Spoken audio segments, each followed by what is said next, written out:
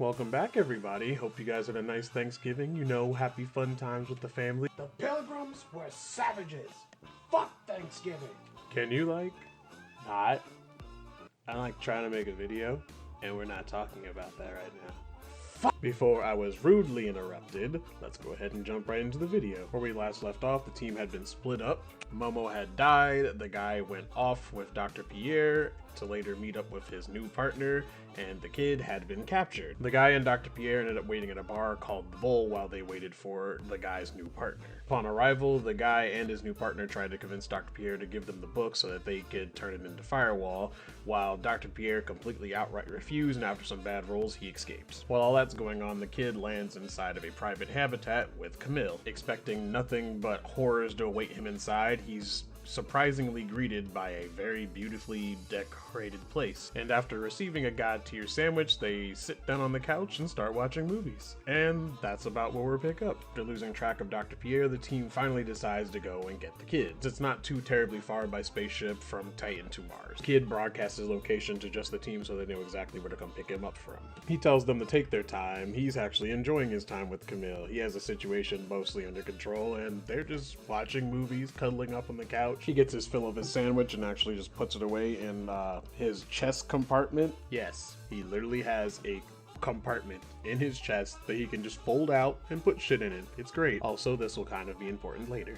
The kid was enjoying himself for once. Most of the day ends up going by, and then the team finally gets in contact with the kid, saying that they're getting close. He responds saying that he's getting his stuff together and he'll be ready when they get here. On one hand, he wants to stay with his new team and make money and travel across the galaxy with them, while on the other hand, he kind of just wants to stay here with Camille and live the simple life. So he decides to try his hand at both. He turns to Camille, telling her that he has to get ready to go. He has a mission he has to go on, he has to make some money, but he'll be back. She doesn't take it well. She's a space cultist psychopath. And she responds, they always have to leave. You could have just stayed here with me, living in this wonderful house, and we could have been happy together. I was kind of in the middle of a thing when I left with you. I kind of have a mission to do. I'll be back. I'm not leaving forever. No, you can't leave. You have to stay here with me, and we're going to be happy together. It's at this moment that the kid remembers this isn't some lady he met in the city and they ended up hitting it off really well and then went back to her place and just hung out. No, this is a psychopath who kidnapped him in the middle of space on some colony in the middle of nowhere and raped him on her ship, as her large hand reaches over and grabs him by his head. Panic would be an understatement of what the kid feels at this current moment, as he is completely by himself with this Herculean woman, as his team is still a bit off, and they get a message that just says, fuck. They quicken their pace when they receive this message, as they were kind of just taking their time like the kid told them. She starts lifting him off the couch by his head. His instant response is to defend himself by using eelware.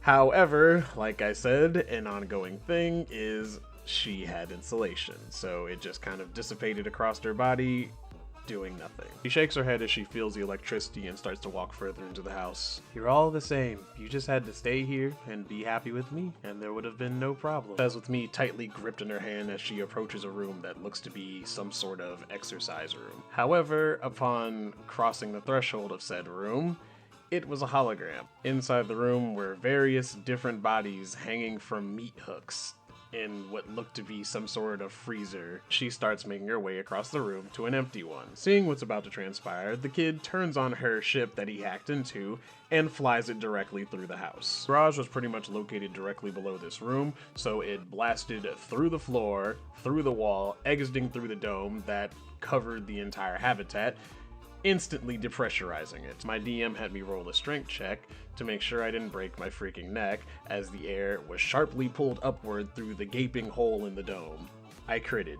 At this point, the team is pretty much directly outside the dome as they nearly get hit with a giant spaceship flying and crashing through it. Narrowly miss the ship barreling towards them as it turns around, activates its turbo thrusters, and heads directly back into the house. The kid was certainly sure he was about to die because he could not pass any strength check to break out of her grip. So he said, if I'm going to die, I guess I'm taking you with me, as he activated turbo thrusters to aim directly at him and Camille inside the house. Ship smashes through the dome a second time, barreling directly towards them, Camille's grip loosens for a split second, and the kid escapes. Using the low Martian gravity, he springboards off of Camille just as the ship smashes into her, slams through the floor, finally landing in the garage below. The team maneuvers their significantly smaller ship through the hole in the dome and land on the couch. They rush over to where the ship had landed inside the house, as it starts to be pushed up out of the hole. Camille, seemingly unfazed by being hit with a fucking spaceship,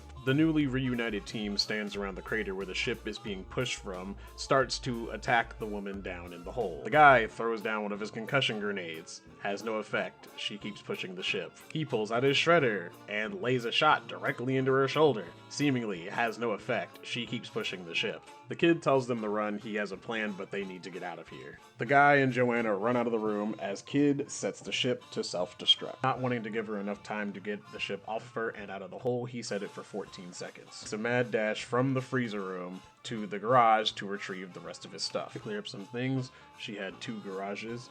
One was where she docked the ship at, the other we had to walk through to get into the house, and that's where my stuff was. However, this time, the house was littered with debris as a ship had just flown through the dome twice, so my DM had me roll an acrobatics check. I super critted. The kid quickly hopped over debris left and right, springboarding off of some as he made his way to the garage with 5 seconds to spare, when he remembered that she had an electronic safe that was going to take a second to open. He decided to risk it anyway. I was told to make a hacking check to see how fast I could get it open. I super critted again. As the safe's doors rocketed open, I grabbed my stuff with 2 seconds to spare, made another acrobatics check, and I crit failed. I went to run, and my feet slipped on the slick metal floor of the garage, and I fell flat on my face. With less than a second to spare, I told the team to fly around to the other side of the house where the garage was as I braced myself for the explosion. Kid's plan was to use the momentum from the explosion to rocket himself out of the garage and kind of use the low gravity to his advantage, flying through the air, and hopefully the team would catch him. And with another well-placed roll, the plan went great. The kid rocketed from the garage, flying through the air at high speed, screaming for the love of fuck for his teammates to catch him, and with another well-placed roll, the guy reaches out, just barely grabbing the kid and pulls him into their ship as the habitat fully explodes and crumbles down off of the mountain. The team cruises along in silence in their too small spaceship, fear and adrenaline still coursing through their veins. They had new visible and mental scars, but they had made it. They had managed to take out Camille and rescue the kid as they flew further into the city in front of them. This video was a little bit longer, but I didn't want to lose the momentum of the story by cutting up into multiple parts. Either way, if you guys are enjoying the story, go ahead and leave a like, a comment, maybe subscribe. Keep listening to my subpar stories. Maybe even share it with the soon-to-be festering turkey carcass that's lying in your garbage. I don't know. You beautiful people have a nice day. Bye.